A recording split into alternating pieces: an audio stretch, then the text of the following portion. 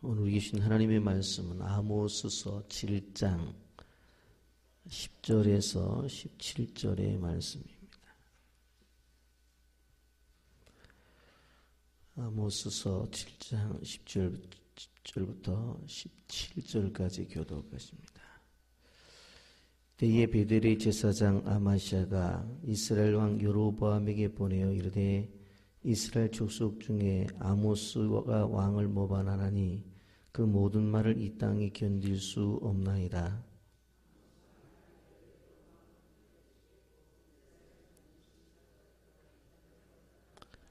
아마시아가 또 아모스에게 이르되 선견자야, 너는 유다 땅으로 도망하여 가서 거기에서나 떡을 먹으며 거기에서나 예언하고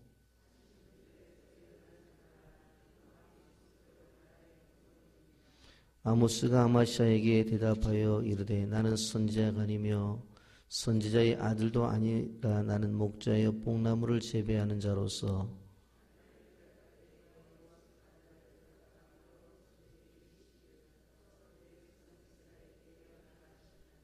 이제는 여호와의 말씀을 들을지니라. 내가 이르기를 이스라엘에 대하여 예언하지 말고 이삭의 집을 향하여 경고하지 말라 하므로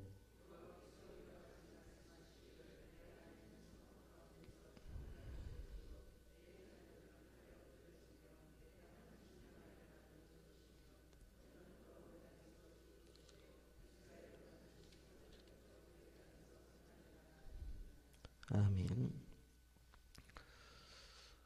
구약시대에 보면 훌륭한 하나님의 종들이 있으면 그에 대적하는 거짓 선지자가 반드시 나타나는 것을 볼 수가 있습니다.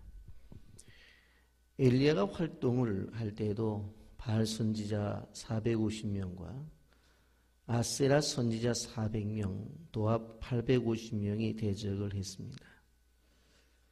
그러나 엘리야가 갈멜의 산에서 그들과 영적인 대결을 해서 850명을 다 죽이고 하나님의 영광을 나타냈습니다. 또 예레미야가 예언을 할 때에도 거짓 선지자 하나냐라고 하는 선지자가 대적을 했습니다. 그런데 오늘 아모스 선지자가 바로 하나님의 말씀을 전하게 될 때도 베델의 제사장이었던 아마시아라고 하는 사람이 악역을 자처하는 것을 보게 되어집니다. 아모스 선지자가 하나님으로부터 환상을 받아 하나님의 말씀을 증거하여도 이스라엘 백성들은 모두 안일하게 반응을 했습니다. 하나님의 말씀 앞에 겸비하지도 않았고 하나님의 말씀 앞에 순종하지도 않았습니다.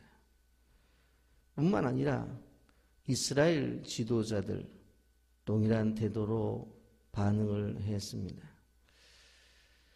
베델의 제사장이었던 아마시아는 그 당시 이스라엘 백성들의 지도자가 어떻게 반응했는지를 보여주는 대표적인 신뢰입니다. 여로보암 1세가 금송아지 2개를 만들어서 하나는 단에 두고 하나는 베델에 두었는데 아마시아는 당시 베델의 제사장이었습니다. 그러나 그는 하나님이 임명한 사람이 아닌 왕이 임명한 사람이었습니다. 그는 레위 사람이 아니라 보통 백성이었습니다. 열왕기상 13장 33절 34절에 보면 여로보암이 일 후에도 그의 악한 길에서 떠나 돌이키지 아니하고 다시 일반 백성을 산당의 제사장으로 삼되 누구든지 자원하면 그 사람을 산당의 제사장으로 삼았으므로 이 일이 여호와의 집에 죄가 되어 그 집이 땅 위에 끊어져 멸망하게 되니라. 그렇게 말씀합니다. 아마시아는 인간이 만든 거짓 종교에 인간이 임명한 거짓 제사장이었습니다. 직업적인 종교인이다 라고 그렇게 말씀을 드릴 수 있습니다. 하나님을 알지도 못했고 하나님의 말씀을 믿지도 않았습니다. 그런데 왜 하나님을 섬기는 종이 되었나? 떡을 먹기 위해서 하나님의 종이 되었다고 성경은 말하고 있습니다. 여러분, 아마시아는 아모스가 증거한 말씀에 대해서 어떠한 반응을 보였는가 자세하게 이야기하고 있는 것을 봅니다. 아마시아는 아모스가 증거한 하나님의 말씀을 사람의 말이라고 그렇게 말을 합니다. 왜 그럴까요? 그는 하나님의 말씀을 받아본 경험이 없습니다. 하나님의 계시도 알지 못했습니다. 말로는 바로 제사장이라고 선지자라고 말을 했지만 바로 그가 경험이 없었기 때문에 아모스가 증거하는 것도 계시가 아니라고 생각했던 것입니다. 여러분, 거짓된 선지자들은 성경을 읽어도 하나님의 말씀으로 온 영감을 받은 말씀으로 생각하지 않고 그냥 문서를 조각조각 만들어 붙인 것이라고 주장을 하는 사람들이 있습니다. 데살로니가전서 2장 13절의 말씀을 보면 이러므로 우리가 하나님께 끊임없이 감사함은 너희가 우리의 들은 바 하나님의 말씀을 받을 때에 사람의 말로 받지 아니하고 하나님의 말씀으로 받으니 진실로 그러하도다. 이 말씀이 또한 너희 믿는 자 가운데 역사하느니라. 그렇게 말씀합니다.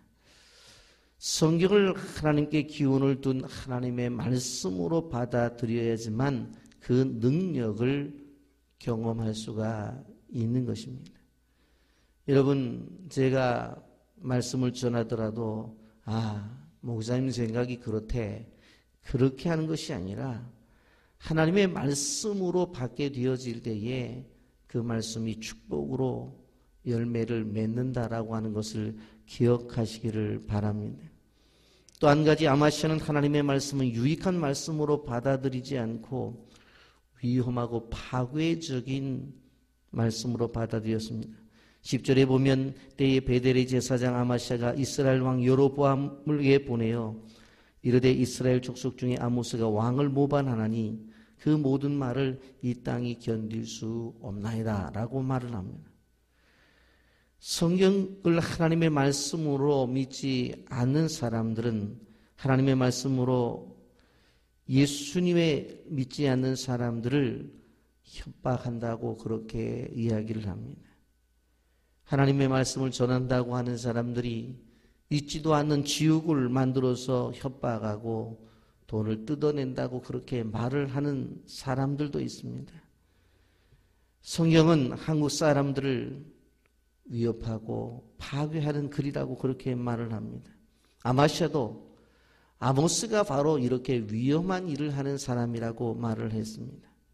하지만 아모스가 이스라엘을 위험에 빠뜨린 것이 아닙니다.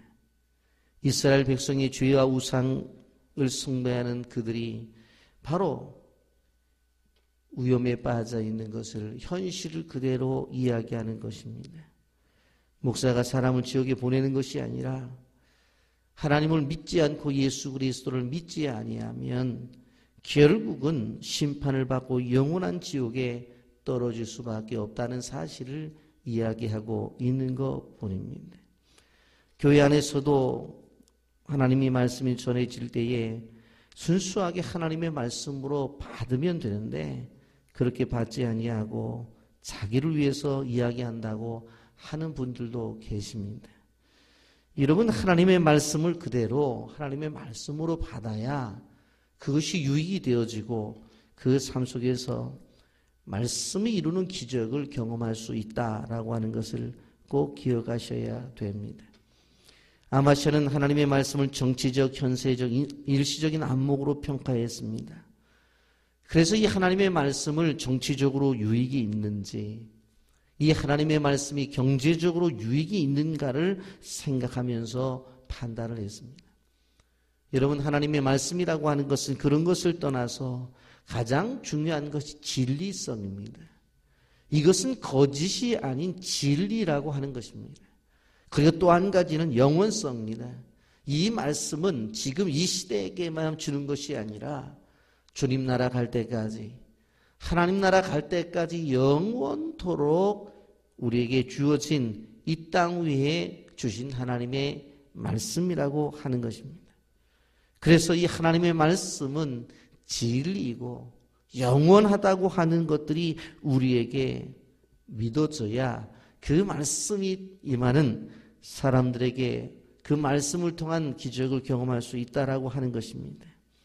그래서 하나님의 말씀을 따르다가 우리가 생각해 보면 손해를 볼 때가 있습니다. 그래도 따라야 돼요. 왜 그래요? 그 말씀이 진리고 영원하기 때문에. 여러분, 직장 생활을 하면서 또한 사업을 하면서 이 하나님의 말씀을 따르려고 하다 보면 세상에서 조금 손해를 볼 수도 있어요. 어떤 경우에 직장을 그만둘 수도 있어요. 여러분, 그래도 따라야 돼요. 왜? 하나님의 말씀은 진리이고 하나님의 말씀은 영원하기 때문에 그렇습니다.